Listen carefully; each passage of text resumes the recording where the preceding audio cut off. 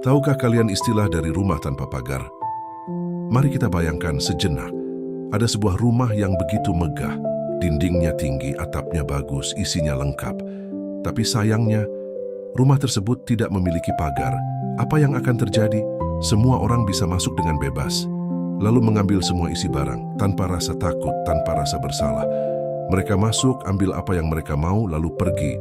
Dan pemilik rumah hanya bisa diam. Rumah itu ibarat adalah diri kita. Saat kita hidup tanpa memasang batasan yang tegas dan jelas, yakinlah, kita hanya membiarkan orang-orang yang tidak pernah menghargai kita masuk dalam kehidupan kita. Mereka datang dan pergi sesuka hati. Mereka hanya mengambil energi, kebaikan, ketulusan yang kita miliki, lalu melangkah pergi tanpa merasa bersalah, tanpa empati sedikit pun. Mengapa ini terjadi? Bukan karena mereka jahat, bukan karena mereka tidak punya hati, tapi karena tanpa disadari, kita sendiri yang membiarkan hal itu terjadi.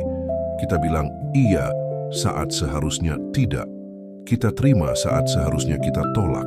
Kita kasih saat seharusnya kita simpan untuk diri sendiri. Dan mereka belajar bahwa mereka bisa terus mengambil. Pada akhirnya, hidup tanpa batasan hanya akan membuat: pertama, kita diremehkan. Orang tidak akan takut kehilangan kita karena kita selalu ada. Kedua, kita tidak dihargai karena apa yang kita berikan selalu mudah didapat. Ketiga, harga diri kita terkikis. Perlahan-lahan tapi pasti, kita mulai merasa tidak berharga karena kita terus memberi tanpa batas.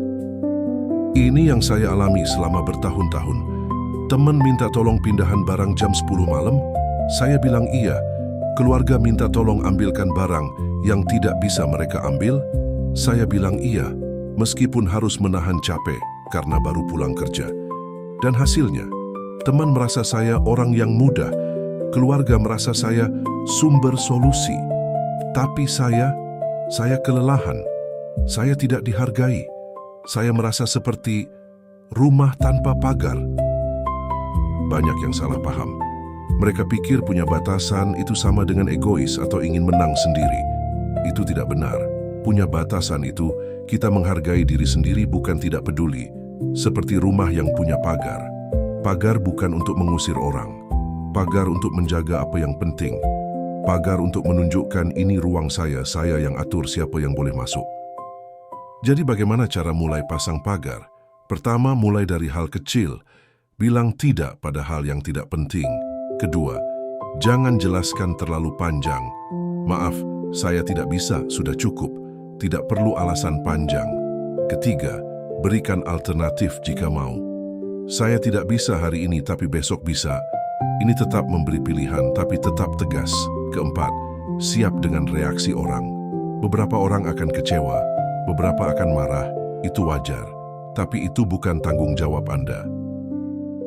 Hal yang paling sulit, suara di dalam kepala. Setiap kali Anda bilang tidak, suara itu muncul. Kamu egois, kamu tidak baik, orang akan marah. Tapi ini yang saya pelajari. Suara itu adalah sisa dari pola lama. Pola di mana kita selalu mengorbankan diri untuk orang lain.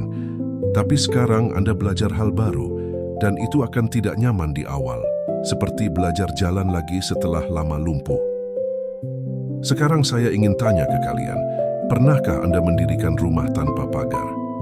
Ada orang yang terus-terusan mengambil dari Anda, tapi tidak pernah memberi balik? Atau Anda sendiri yang pernah menjadi orang yang masuk ke rumah tanpa pagar milik orang lain tanpa sadar? Tuliskan di kolom komentar. Saya baca semua. Dan kita bisa belajar bersama. Ini adalah refleksi dari pengalaman saya sendiri. Kalau Anda pernah mengalami hal yang sama, kamu tidak sendirian. Dari sini saya belajar.